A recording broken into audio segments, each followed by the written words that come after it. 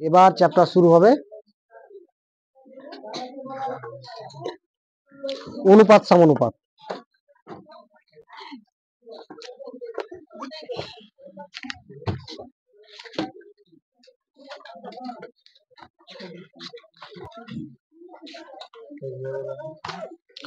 অনুপাত সমানুপাত, ঠিক আছে।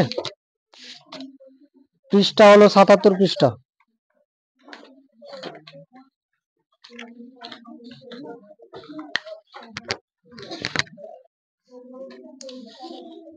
অনুপাত সমানুপাত শুরু করার আগে কয়েকটা জিনিস আমরাকে দেখে নিতে হবে, যে ব্যস্ত অনুপাত কি, গুরু অনুপাত কি, আর সমান অনুপাত কি, আর লঘু অনুপাত কি, ঠিক আছে।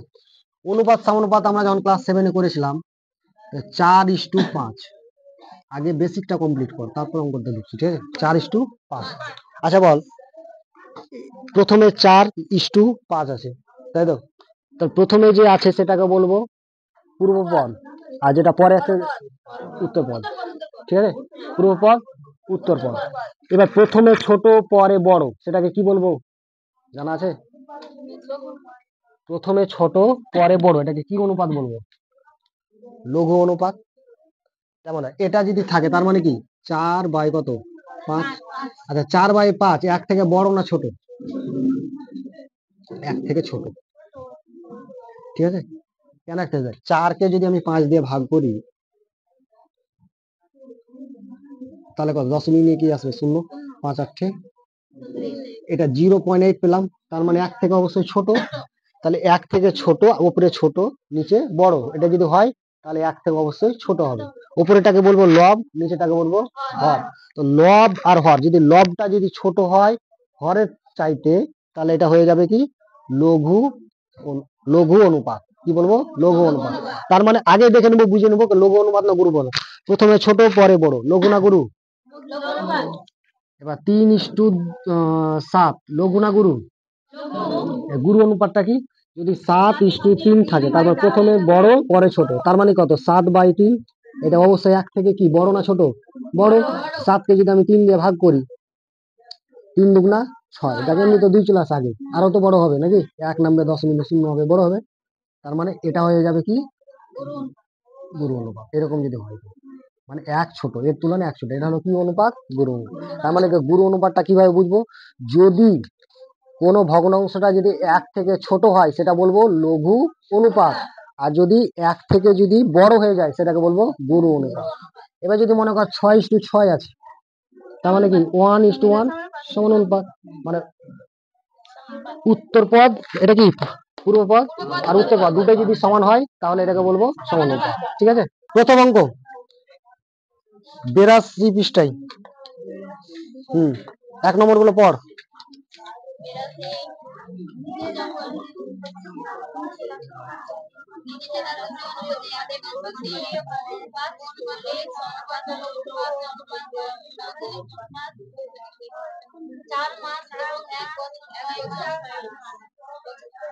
পড়া হয়েছে?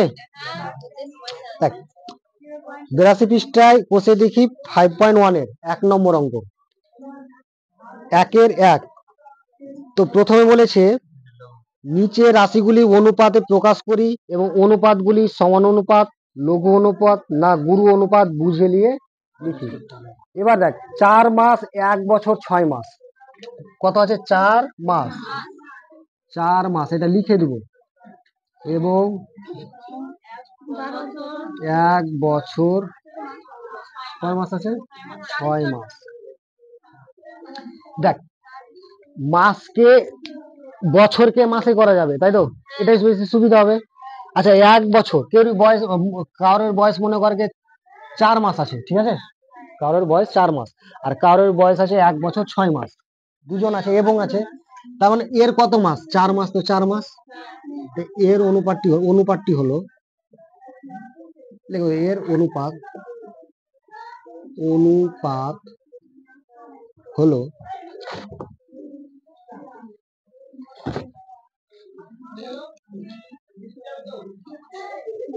4 মাস ইস্টু, ঠিক আছে, 1 বছর 6 মাস আছে না, তাহলে 1 বছর সমান কত মাস? 12 মাস, আর 6 মাস কত মাস? যোগ করে নেবো, তাহলে ডাইরেক্ট বসে দেবো 18 মাস। তো মাস মাস বাদ 4 2 দিয়ে কাটলে কত আসবে? 2 দুগুণা 4 ইস্টু 9 দুগুণা 18। তাহলে কত পেলাম আমি? 2:9। আচ্ছা বলতো 2:9 এটা লঘু না গুরু? লঘু অনুপাত। তাহলে লিখে দেবো অতএব 2/9 এটা 1 থেকে বড় না ছোট? ছোট, তার মানে 1 বড়। তাহলে লিখে দেবো এটি, তাই এটি লঘু অনুপাত, তাই তো? আচ্ছা 2 নম্বর পারবি তো সবাই? 75 পয়সা এবং 1 টাকা। 1 টাকা সমান কত পয়সা? 100 পয়সা। 100 পয়সা আর 25 পয়সা, তাহলে কত হলো? 125 পয়সা। আর এদিকে 75 পয়সা, তাই তো? এবার কাটাকাটি করে নেবো। 25 জায়গার 3 25 75 নাকি, আর 5 25 125, 3:5। কি অনুপাত এটা? লঘু অনুপাত, তাই তো? এবার তারপরে 3 নম্বরটা 60 সেমি এবং 0.6 মিটার, তাই তো? তাহলে এটা কিভাবে করা যাবে বল? আচ্ছা বল, সেমি থেকে মিটারে যাব না মিটার থেকে সেমি যাব, কোনটা সুবিধা হবে? মিটার থেকে সেমি যাব, তাহলে বেশি সুবিধা হবে। আচ্ছা বল, মিটার থেকে সেমি গেলে গুণ না ভাগ? ভাগ। মিটার থেকে সেমি যাব, গুণ না ভাগ? গুণ। কত দিয়ে গুণ? 100 দিয়ে গুণ। দেখ, কিমি মানে কিলোমিটার, হেক্টোমিটার, তারপরে কি ডেকামিটার, তারপরে মিটার, মিটার হলো, তারপরে ডেসিমিটার, সেন্টিমিটার মানে সেমিতে সেন্টিমিটার। তো কয় ঘর যাচ্ছে মিটার থেকে সেন্টিমিটার যেতে? 2 ঘর যাচ্ছে। তার মানে 1 2টা শূন্য দিয়ে গুণ, তো 100 দিয়ে কি করবে গুণ? তো 0.6 মানে 0 পয়েন্ট কত আছে 6, ওটার সঙ্গে যদি 100 মানে 100 গুণ যদি করি তাহলে কত হবে? 60 হবে, তাই তো? 0.6 ইন্টু কত? 100 যদি আমি গুণ করি তাহলে কত আসবে? দশমিকটা করে গুণ থাকলে বলেছিলাম না, দশমিকটা কোনকে যাবে? ডান দিকে। কয় ঘর যাবে? জয়টা শূন্য থাকবে, 6 0। এত কি হয়ে গেল? এটা সেমি হয়ে গেল। তাহলে 60 সেমি হলো, আর আগে কি ছিল? 60 সেমি। তাহলে মিটার, তাহলে 60 সেমি ইস্টু 60 সেমি, তাহলে কি অনুপাত? সমানুপাত, সোজা। তারপরে কিগ্রা আছে, এটা গ্রাম আছে, এটাও সেম একই রকম ভাবে, ঠিক আছে? এবার 2 এর গুলো, 2 এর 1 পি কিগ্রা ও কিউ গ্রামের অনুপাত লিখি। আচ্ছা কিগ্রা থেকে গ্রাম নিয়ে যাব, তাহলে বেশি সুবিধা হবে নাকি? গুণ করলে বেশি সুবিধা। আচ্ছা বল, কিগ্রা আছে, কিগ্রা থেকে যদি গ্রামে যাই তাহলে গুণ না ভাগ হয়? কিগ্রা আছে, কিগ্রা থেকে আমি গ্রামে যাব, তাহলে গুণ না ভাগ হবে? ভাগ হবে। প্রথমে তো কিগ্রা শুরু, তারপরে কি কিলোগ্রাম, কিগ্রাতে কিলোগ্রাম, তারপরে কি হেক্টোগ্রাম, ডেকাগ্রাম, তারপরে কি গ্রাম। বাম দিক থেকে ডান দিক যাচ্ছি না ডান দিক থেকে বাম দিকে আসছি? বাম দিক থেকে ডান দিকে, তাই তো? তাহলে বাম দিক থেকে ডান দিক গেলে কি করতে হবে? গুণ। তো কত দিয়ে গুণ করতে হবে? জয় ঘর যাব তত দিয়ে গুণ করতে হবে। তো কয় ঘর যাচ্ছি? কিগ্রা, তারপরে কি হয়? এগ্রা, ডেকাগ্রা, গ্রা। তাহলে কত? 1000 দিয়ে গুণ হচ্ছে না? 3টা সংখ্যা টপকে যাচ্ছি, মানে 1 2 3টা 0, তাহলে 1000 দিয়ে গুণ। তাহলে পি কিগ্রা আছে, তো পি কিগ্রাকে যদি আমি গ্রাম নিয়ে যাই তাহলে পি কিগ্রা সমান, পি কে যদি আমি গ্রামে নিয়ে যাই তাহলে 1000 দিয়ে কি করব? গুণ করব। তাহলে এটা হয়ে গেল কি? গ্রাম, তাই তো? তাহলে পি এটার সঙ্গে গুণ হলে কত হবে? 1000, আগের সংখ্যাটা নিয়ে নেবো 1000 পি, এটা কি হয়ে গেল? গ্রাম। আর পরে কি আছে? কিউ গ্রাম, তাই তো? ও কিউ গ্রাম, অনুপাত কত, তাই তো? তাহলে অনুপাত কত? তাহলে এত গ্রাম আর কিউ গ্রামের অনুপাত কত? তাহলে সোজা হিসাব লিখে দেবো 1000 পি ও 1000 পি গ্রাম, গ্রাম ও পি এটাও গ্রাম, তাই তো? না সরি, কিউ, কিউ গ্রাম এর অনুপাত কত হবে? ওটাই হবে এটা ইস্টু এটা, তাহলে 1000 পি ইস্টু কিউ। বুঝা গেল? টুকা দরকার আছে কি? ফার্স্ট তাড়াতাড়ি।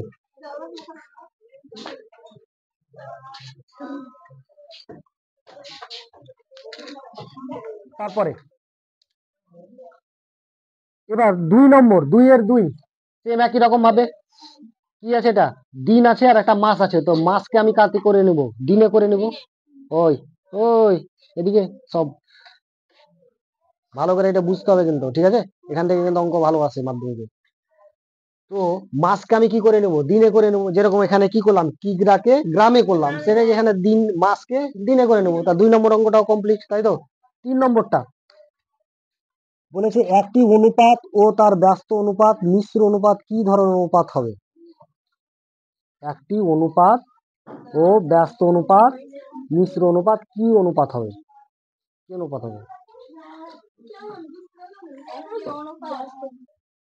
একটি অনুপাত ও ব্যস্ত অনুপাত মিশ্র অনুপাত কি কি ধরনের অনুপাত হবে? আচ্ছা, একটা অনুপাত, যে কোনো একটা অনুপাত নিলাম, মনে নিলাম, ধরি অনুপাতটা হলো 4:7, 4:7। এর মধ্যে আর ব্যস্ত অনুপাত, তাহলে এর ব্যস্ত অনুপাত কত হবে? 7:4, উল্টাটা। তাহলে এর ধরি অনুপাতটি হলো কত? 4:7। এবার এর ব্যস্ত অনুপাত কি অনুপাত?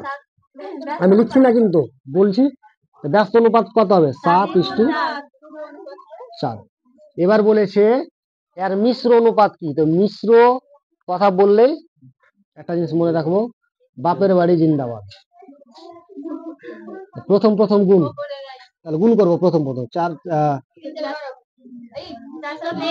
7 ইস্টু 4 7 28। তাহলে অনুপাতটা কি হলো? 28:28। তাহলে কি হবে? 1:1। তাহলে কি অনুপাত হবে? শেষ। বুঝা গেল? পরেরটা দেখ, 4 নম্বরটা। হ্যাঁ, এটা টুকার দরকার আছে কি নাই? বুঝার দরকার কি অনুপাত হবে, শুধু একটা অ্যান্সার সমানুপাত। দেখ, একটা অঙ্ক আছে 4 নম্বরটা, ঠিক আছে? কত আছে? a বাই বি, আমি লিখেছি a by B is to C, comma কত আছে? B by C is to A, comma তারপরে C by A is to B. বলেছে এর মিশ্র অনুপাত নির্ণয় করি। মিশ্র বা যৌগিক যদি বলে যায়, বলছি হ্যাঁ,